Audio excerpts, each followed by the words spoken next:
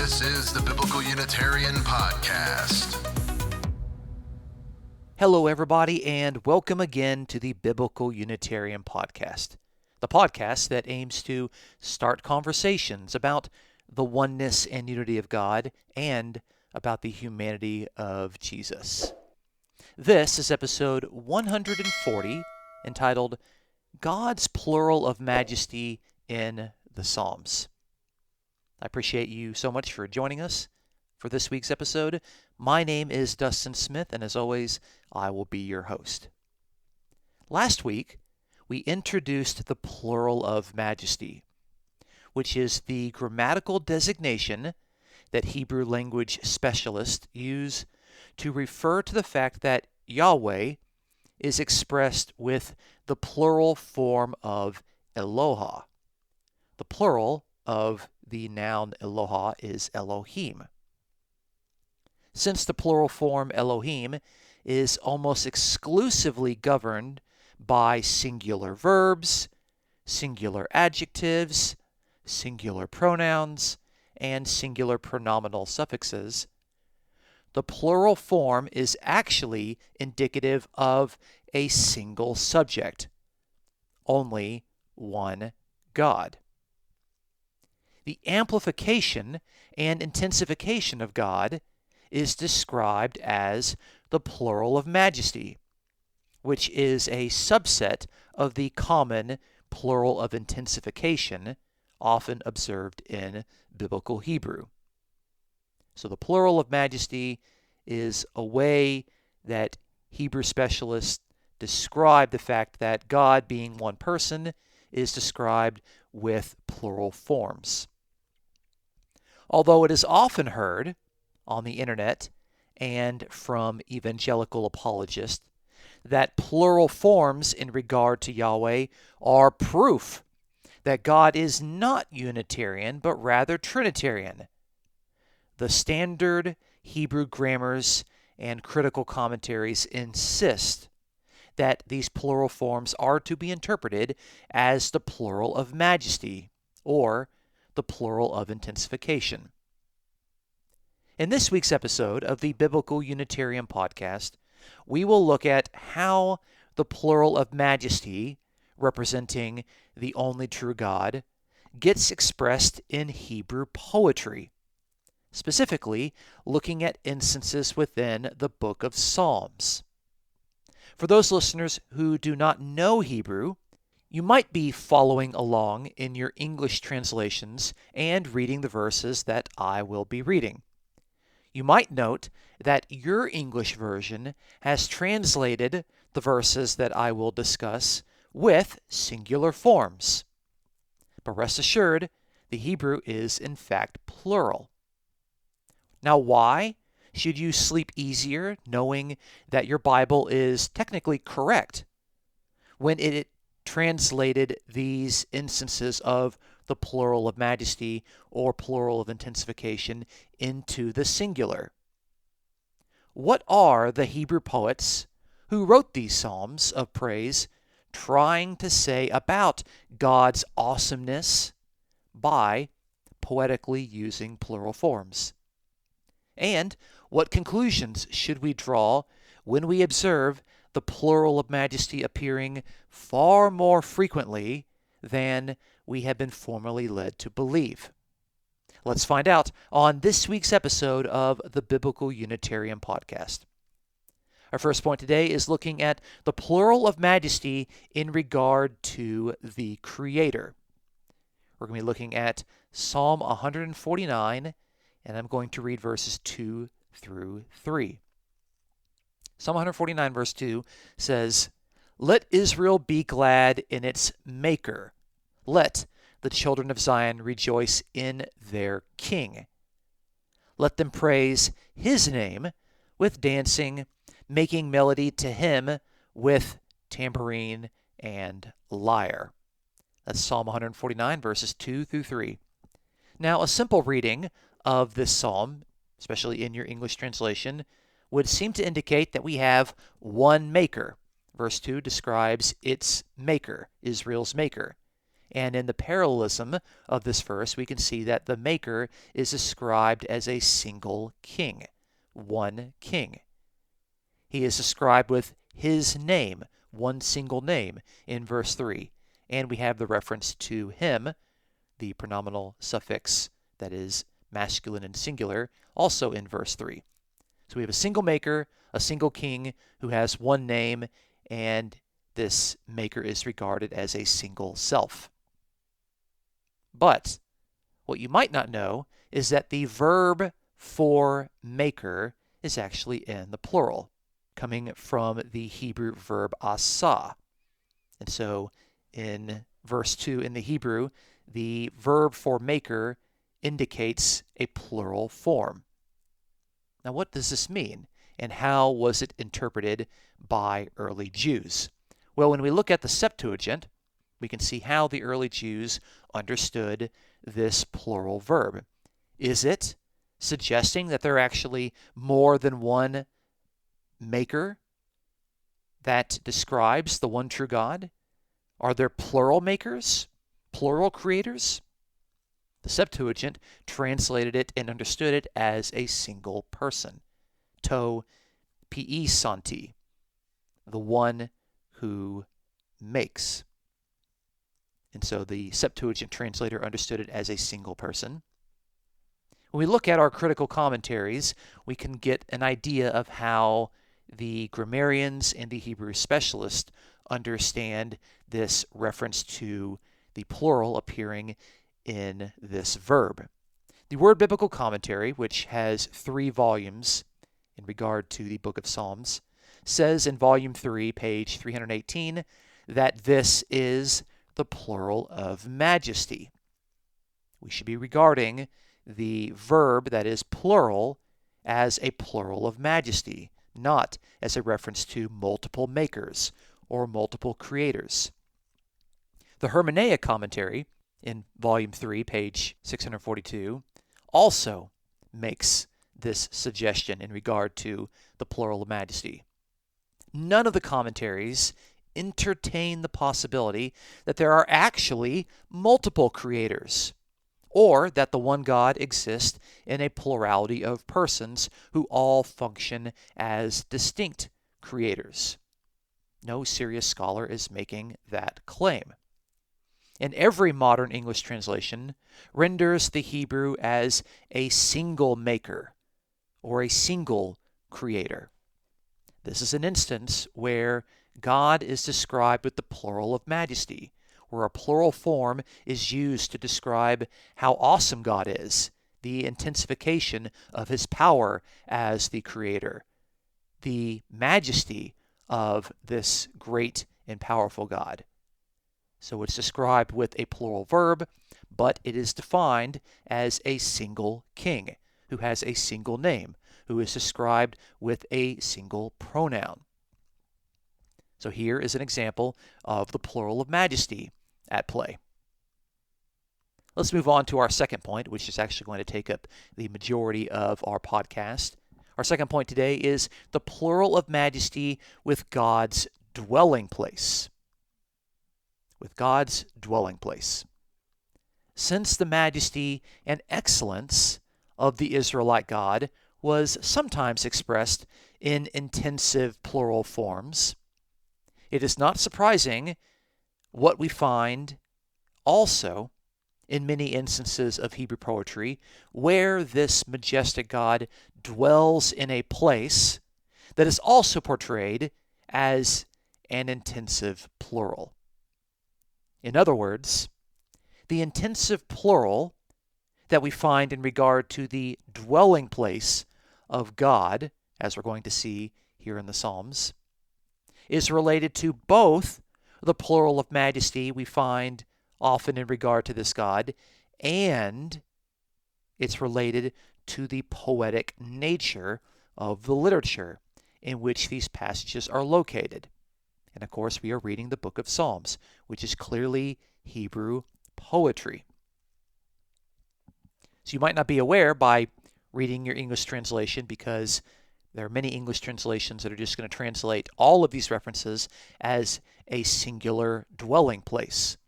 But I'm going to point out to you that in these references, the Hebrew is actually in the plural.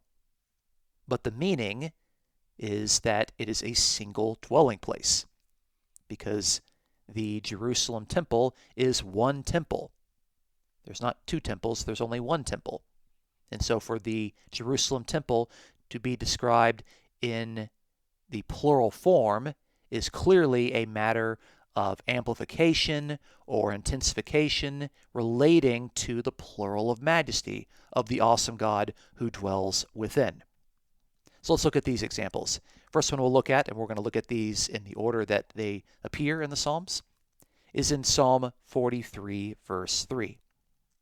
Psalm 43, verse 3 says, "Oh, send out your light and your truth. Let them lead me.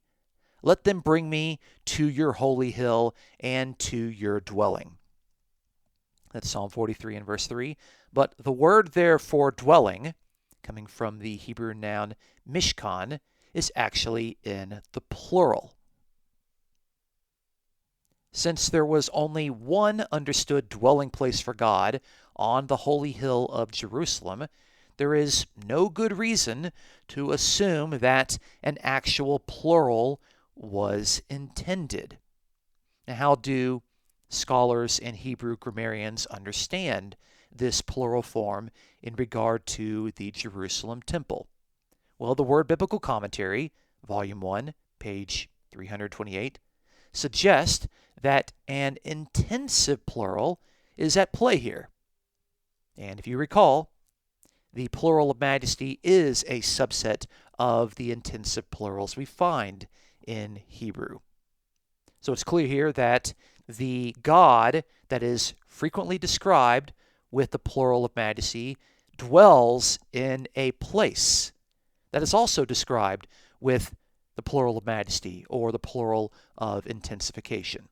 The Hebrew has plural dwellings, but it means a singular dwelling.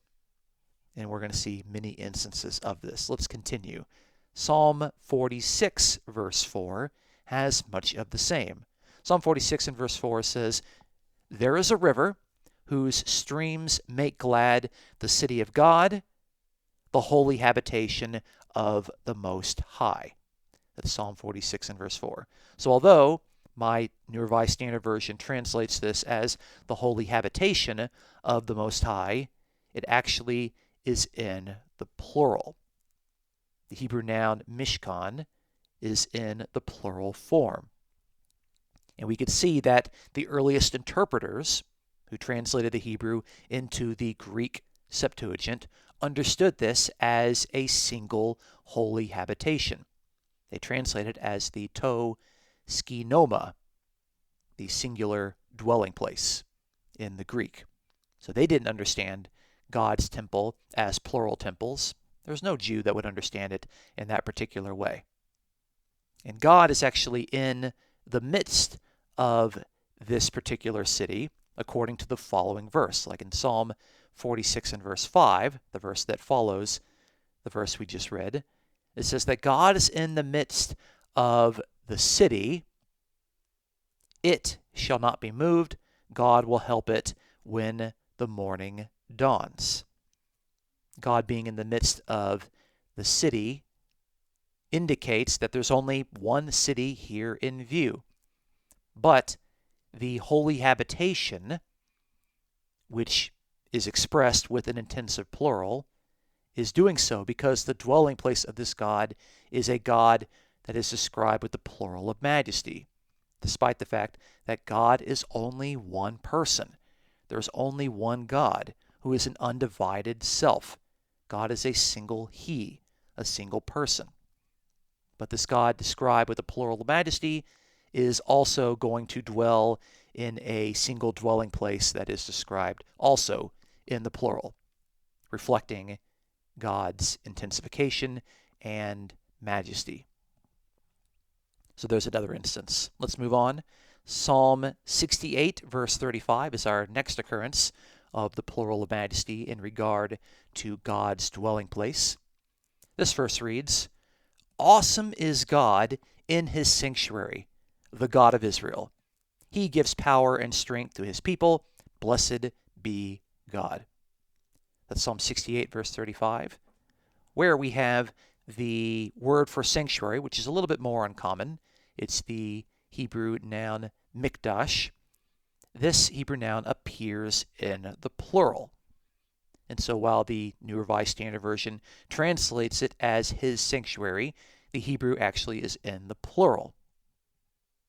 The Word Biblical Commentary in Volume 2 regards this, again, as the plural of amplification, which is just another way of talking about the plural of intensification.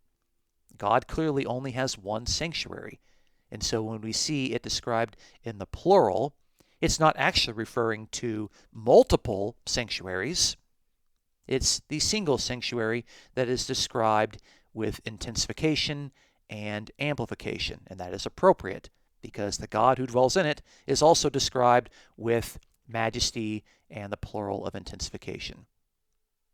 In fact, the verse begins by saying, "Awesome is God." It's describing God's awesomeness. This strongly suggests that the excellence and majesty of this awesome God dwells in a sanctuary that is appropriately portrayed in the plural of intensification. So we can see here this ongoing theme of passages within the poetic book of Psalms, where God, who is frequently described with the plural of majesty, dwells in a dwelling place that is also portrayed in the plural, while no serious reader would think that there are multiple temples in Jerusalem. There's only one temple, but the fact that it's frequently portrayed in the plural is best explained by the fact that the God who dwells within it is also described with the plural of majesty, despite the fact that God is still a single, undivided self. Let's move on and look at some more instances. We're moving to Psalm 73, verses 16 through 17. This passage reads, "But when I thought how to understand this, it seemed to me a wearisome task, until I went into the sanctuary of God. Then I perceived their end." Psalm 73, verses 16 through 17. Again, we have the New Revised Standard Version translating this as the sanctuary of God. But this Hebrew noun, mikdash, is in the plural. Plural sanctuaries are there within the Hebrew. Now again, when we look at how the earliest interpreters understood this passage, which would be the Greek Jews who translated the Hebrew into the Septuagint, they understood it in the singular. They translated it as the to aiasterion to theou, the holy place, the holy sanctuary of the God. So they understood it as, although referring to the plural of intensification, they translated it as the singular holy dwelling place, the singular holy sanctuary. And the Word Biblical Commentary, Volume 2, offers that this might refer to the intensification of the holiness of the place. So again, we have the sanctuary of God, which is rightly translated as the singular in our English translations, but the Hebrew has the plural, and this plural is indicative of the plural of intensification or the plural of majesty. But no serious person thinks that there was multiple sanctuaries of God located in the Jerusalem temple. Moving on, let's go to Psalm 84, verse 1, the opening verse of Psalm 84, where the psalmist says, "How lovely is your dwelling place, O Lord of hosts," or O Yahweh of hosts. How lovely is your dwelling place. But as you might have guessed it, the word for dwelling place, the Hebrew noun mishkan, is in the plural. So we can actually look throughout this psalm and we can see, is this referring to multiple dwelling places? Well, if we look down in verse 5, it says, "Happy are those who live in your house," in your singular house. God has one house. That means that they understood the dwelling place, even though it's described in the plural, as a single house. The Hermeneia commentary, volume 2, says that this reference in Psalm 84 and verse 1 is in regard to the plural of intensity. God is so awesome and so majestic that the dwelling place in which he resides is described in the plural, although we know that it is only one singular dwelling place. And as the psalm tells us in 84 and verse 5, it is in a single house. This, again, is just in reference to God, who is described with the plural of majesty, is going to be residing in a dwelling place that is also described in the plural of majesty. Let's move on to Psalm 132, where we actually have two occurrences of the plural of majesty in regard to God's dwelling place. So I'm going to read a couple of verses from Psalm 132. This is a 2-for-1 deal. Psalm 132, I'm going to start in verse 4. The psalm says, "I will not give sleep to my eyes, or slumber to my eyelids, until I find a place for the Lord, a dwelling place for the mighty one of Jacob." That's Psalm 132, verses 4 through 5, to where we have a single place for Yahweh, and then we have a dwelling place, which is in the plural. We read a couple verses later in verse 7, where the psalmist says, "Let us go to his dwelling place. Let us worship at his footstool." But as you might have guessed, the word for dwelling place there is in the plural. So both of these references for dwelling place in verse 5 and verse 7 come from the Hebrew noun mishkan, and they're both in the plural. But it is technically correct what the New Revised Standard Version does, where it translates these plural references as a singular dwelling place.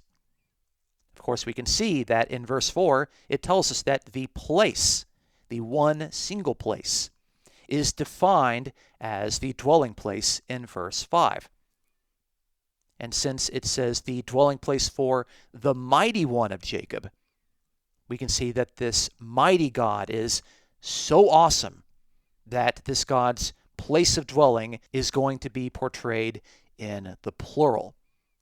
And of course, the Hermeneia commentary in volume 3 describes this as the plural of intensity. It is clearly one single place for Yahweh to dwell, but this place is described with a plural of intensity or plural of majesty. But there is no confusion or serious doubt that there is anything more than one single place located there in Jerusalem. So, in conclusion, we have observed that the plural of majesty in regard to the one true God comes to be expressed in a variety of ways within the Hebrew Bible, the Old Testament. Yahweh, whom the writers of the Old Testament scriptures portray as a single person tens of thousands of times, is referred to with plural forms of the Hebrew noun Eloha, and the plural form of Eloah is Elohim. This plural form is indicative of what scholars and Hebrew grammarians define as the plural of majesty, or it is often called the plural of intensification. And on this point, there is a modern scholarly consensus. Yahweh's plural of majesty is expressed in many passages within the poetry found within the various Psalms of the Hebrew Bible. We first noted that Yahweh's capacity as creator and maker gets expressed in a plural verb, while the parallelism of the verse makes it clear that only a single king is in view. We observe that Jerusalem's temple is frequently described in the plural, indicating intensity and the majesty of the God who dwells within it. There is no serious doubt or dispute as to whether there was more than one temple in Jerusalem.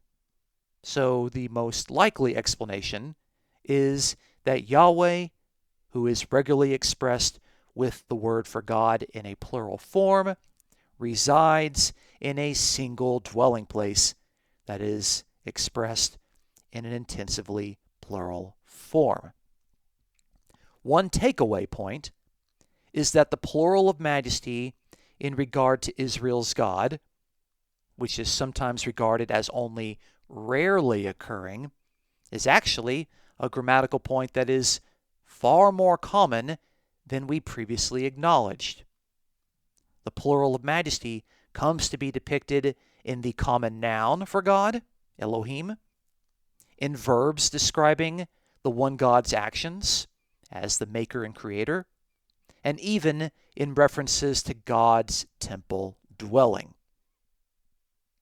If modern scholars are not interpreting these plural references to prove that God exists in a plurality of persons, perhaps even in a trinity of persons, then we shouldn't either. God remains a single, undivided self, and his greatness and his majesty is understandably portrayed in plural forms for emphasis and for intensification purposes. Thanks for tuning in to this week's episode of the Biblical Unitarian Podcast. Join us next week as we look at more examples of the plural of majesty within the Old Testament as we seek to better understand how the one true God revealed himself. And yes, himself there is a single pronoun. If you've enjoyed the Biblical Unitarian Podcast, please consider supporting us as we aim to promote the truths about God's oneness and God's unity, and of course about the humanity of Jesus. You can support the podcast for free by sharing your favorite episodes with your friends, by writing a review on iTunes, and by honestly rating the podcast. If you feel led to donate, you can check out this episode's description for a PayPal link. Special thanks to Dustin Williams for his post-production and for editing the Biblical Unitarian Podcast. Big thanks out to Mr. Williams. Now, my name is Dustin Smith, and until next time, you folks be safe and take care.